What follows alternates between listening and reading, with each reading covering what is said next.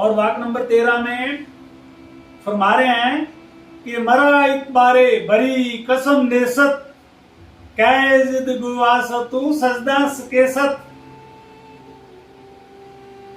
तुम्हारे ये कहने पर कि भगवान एक है और हमारी तुम्हारी बातचीत में ये खुदा गवाह है, मुझे जरा सा भी विश्वास नहीं है।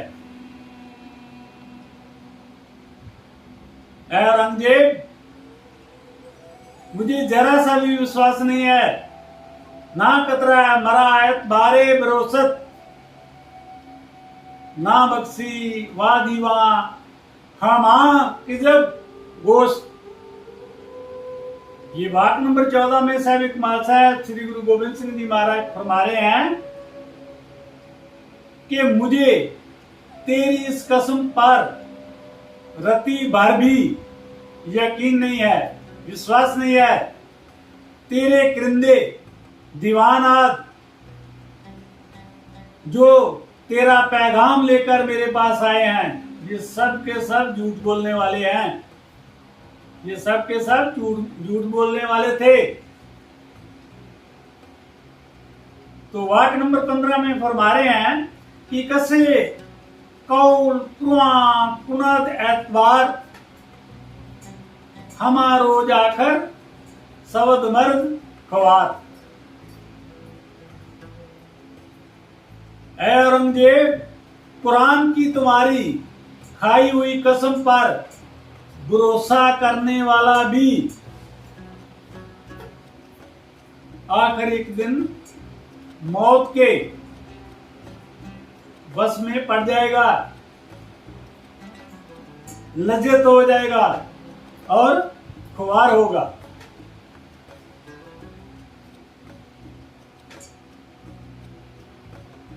तो आगे वाक नंबर 16 में फरमा रहे हैं कि हमारा कसे साय आए बिजेर भरोदस्त दारदना जागो दिलेर। हमा पक्षी अर्थात परमात्मा की परछाई कृपा के नीचे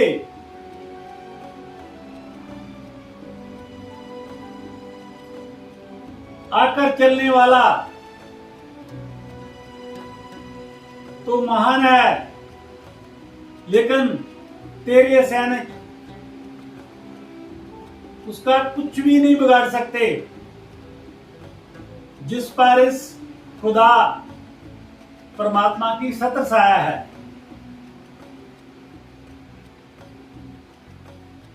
वाक नंबर 17 में बता रहे हैं कि कसे पुस्तद पसे शेर नर नगीरत बुझो बुझो वो सो आहू गुजर। ऐ औरंगजेब, यदि कोई शेर के पीछे खड़ा हो, यदि कोई शेर के पीछे खड़ा हो, चाहे बकरी हो हिरण हो, कोई भी इंसान कोई भी व्यक्ति उसको पकड़ने की कोशिश नहीं करेगा,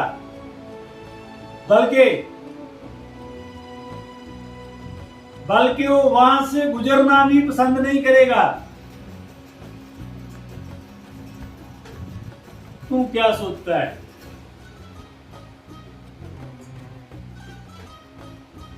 तो वाक नंबर 18 में फरमा रहे हैं कि कसम मुसाफे खुफिया गरई खुरम ना फौजे अजीम येर सुन अब पूनम।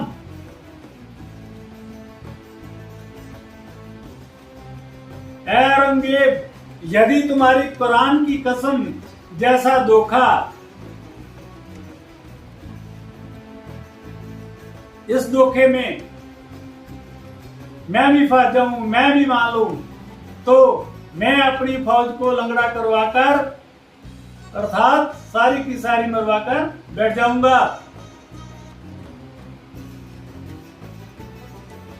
तो वाक्य नंबर 19 में फरमा रहे हैं कि गुस्सना चिकारे पुनः चैल नर कैदैलक बरियाद बरो बेखबर। औरंगजेब पेट से भूखे 40 व्यक्ति उस समय क्या कर सकते हैं जब उन पर 10 लाख सैनिक अचानक टूट कर आ पड़े।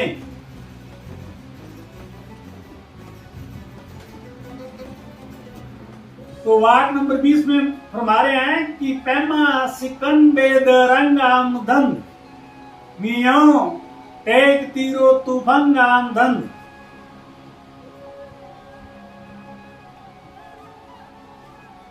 यदि कतार को तोड़कर नियमों की उल्लंघना करके तेरी फौज आ पहुंचे तो वह तलवारों और तीरों से और बंदूकों से लैस हो।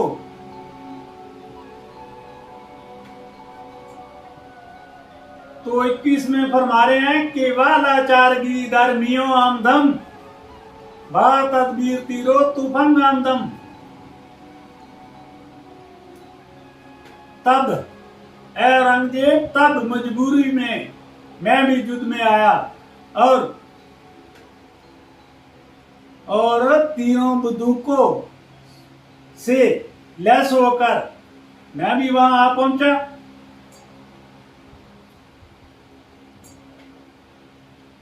तो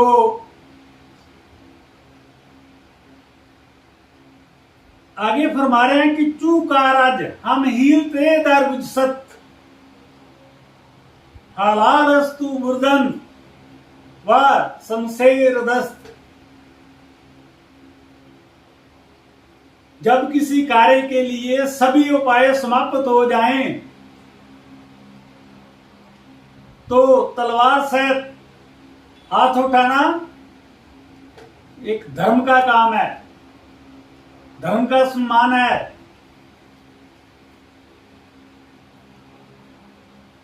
तो 23 में फरमा रहे हैं कि चय कसमे कुरामन पूनम एतबार वगर ना तू गोई मानाई रह चयकार। मैं कुरान की कसम का विश्वास कैसे करूं और तुम ही बताओ औरंगजेब, तुम ही बताओ बोला मुझे इस युद्ध के रास्ते पर क्यों चलना था, क्योंकि उन सभी नियमों को भूल गया।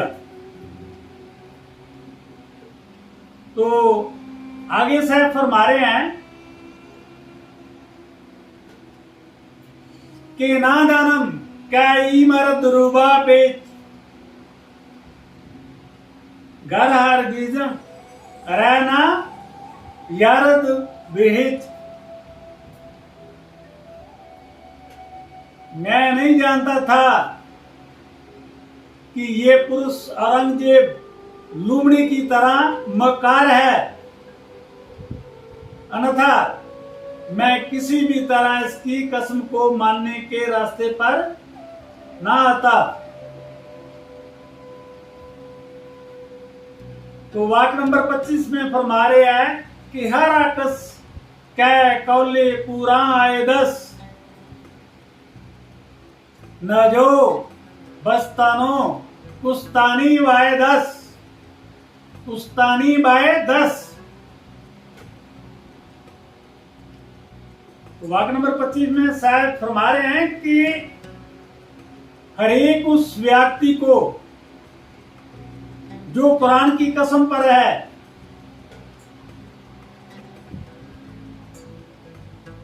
उसको घायल करना अथवा उसको मार डालना उचित है।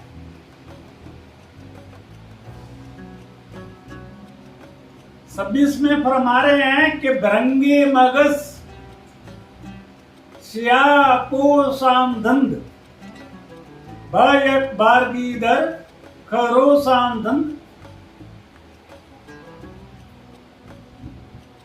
काले रंग के कपड़े पहनकर मक्खियों के समान अनगिनत संख्या में आ पहुंचे और एक ही बार उत्तेजित होकर टूट पड़े। तो सैफ फरमा रहे हैं कि हर अक्स यह दीवार अमन बिरूम बखूरदन यके तीर सुद गर्क खूम। जो भी व्यक्ति द्वार की ओर से बाहर आया वह हमारा एक ही तीर खाकर रक्त में डूब गया। कह बैरू न्यायद कसे जहां दीवार ना खुरदंद तीरो ना कस्तंद खुआर। और जो भी द्वार की ओर से बाहर नहीं आया उसने ना तो तीर खाया और ना ही उसे लज्जित होना पड़ा।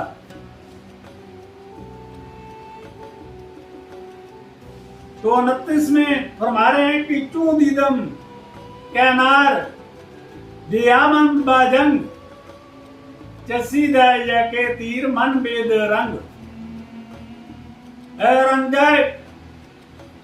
औरंगजेब जब मैंने देखा कि नार खां जंग में आया है तो तुरंत एक तीर उसके शरीर में घुसा दिया।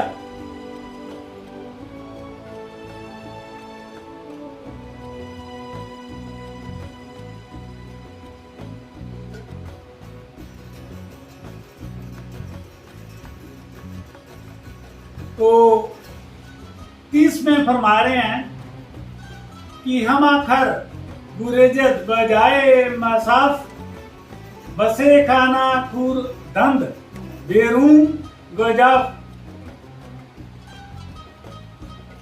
सैफ फरमा रहे हैं जब ऐसा हुआ तो पीछे वाले सैनिक सब के सब भाग गए।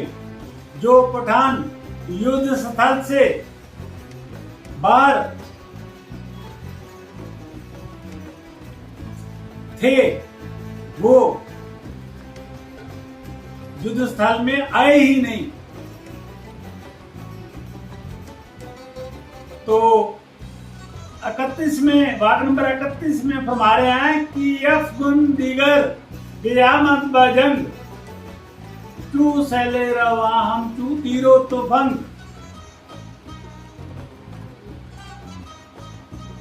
सैफ फरमा रहे हैं कि एक अन्य पठान युद्ध के लिए आया, एक और पठान युद्ध के लिए आया था जो नदी की बाढ़ की तरह आया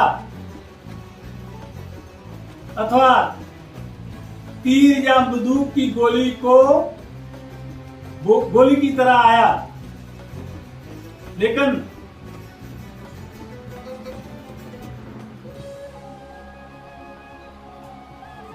बसे अमला करधंद बा मर्दानगी हम आज होसगी हम जय दीवानगी।